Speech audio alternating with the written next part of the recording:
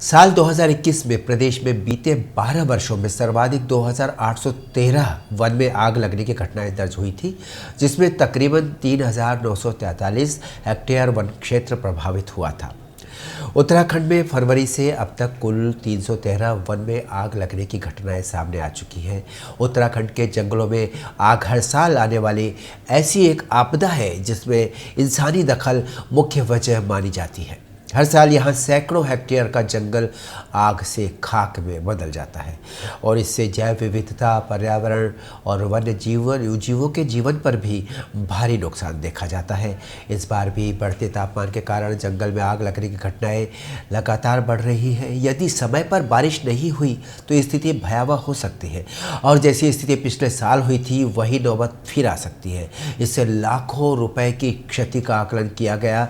वनों की आग पर काबू पाने के लिए सेना के हेलीकॉप्टर्स को मोर्चे पर उतरना पड़ा। हालांकि इससे ठीक एक साल पहले 2020 में वन में लगने वाली आग की बीते 12 सालों में सबसे कम मात्र यानी 135 घटनाएं दर्ज की गई थी। तब इसके लिए कोरोना के कारण लगे लॉकडाउन ने महत्वपूर्ण भूमिका निभाई थी।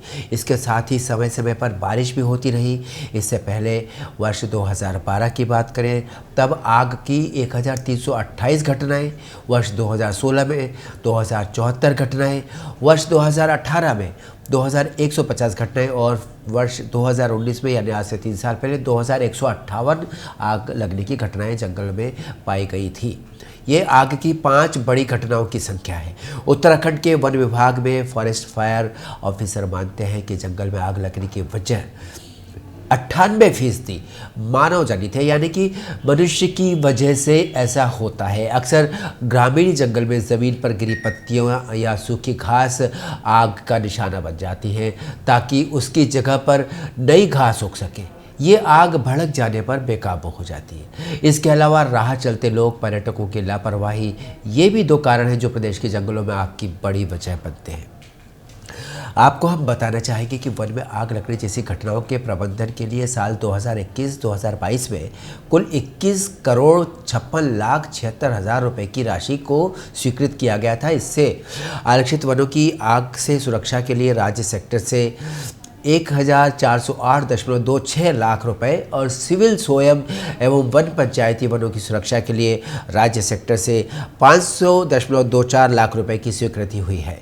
इसके अलावा forest fire preservation and management केंद्र पोषित योजना के तहत 248.27 लाख रुपए की स्वीकृति भी दे चुका है। इसी धनराशि से अभी तक 198.81 लाख रुपए प्राप्त हो चुके हैं। फायर सीजन जो अमूमन 5 फरवरी से 15 जून का समय माना जाता है के दौरान वन विभाग करीब 1700 से अधिक क्रू स्टेशन स्थापित करता है, मगर इनमें अधिकांश अस्थायी होते हैं। वन क्षेत्रों में आग की सूचना मिलते ही इनमें से यहाँ पर तैनात कर्मचारी और श्रमिक आग बुझाने में लग जाते हैं। इस बार राज्य के 13 जिलों में अब तक 1317 क्रू स्टेशन स्थापित किए जा चुके हैं। उत्तराखंड के जंगलों में अभी तक आग लगने की 400 घटनाएं सामने आ चुकी, जिसमें से 517 हेक्टेयर क्षेत्र में वन संपदा प्रभावित हुई। वन विभाग ने आग से करीब 16 लाख के नुकसान का आकलन किया है। उत्तराखंड में पहले ही जंगली जानवरों और खासकर गुलदार के आतंक से लोग परेशान हैं, लेकिन इस बीच जंगलों में लगी आग ने इस समस्या को और बढ़ा दिया है। जंगली जानवर जंगल छोड़कर आबादी वाले क्षेत्रों का रुख कर रहे हैं। बता दें हम आपको कि आए दिन ऐसी घटनाएं बढ़ रही हैं कि शहर और गाँवों में गुलदार, तेंदुआ, जंगली बिल्ली या खूंखार भेड़िया घुस आते हैं। वन विभाग के अधिकारियों का भी कहना है कि जंगलों में आग लगने के कारण हर साल बड़ी संख्या में जंगली जानवर पीड़ित होते हैं, लेकिन उनके हैबिटेट से लेकर उनकी पूरी लाइफ साइकिल पर इसका क्या असर पड़ता है, इसके लिए ठोस अध्ययन और कदम उठाए जाने की ज़रूरत है। वन विभाग ने इसके लिए भारतीय वन्य जीव संस्थान से साल भर का करार किया है। WII यानी world life institute of India के वैज्ञानिक इस पर गहन अध्ययन करेंगे और इसके लिए उन्हें 6 लाख रुपए की राशि भी मुहैया कराई जाएगी।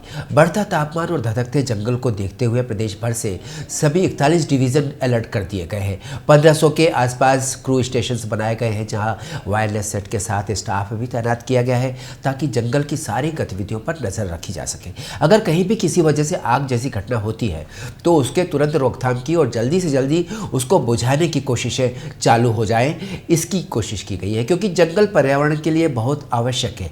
अगर जंगल नहीं रहेंगे तो हमारा अस्तित्व खतरे में पड़ जाएगा। जंगल को सुरक्षित रखें ताकि वहाँ रहने वाले जानवर भी सुरक्षित रहें और हमारा जीवन भी इसी के समानांतर सुरक्षित रह सके। फिर मिलते हैं अगले अपडेट के साथ। देखते रहिए जनभावना टाइम्स। नमस्कार।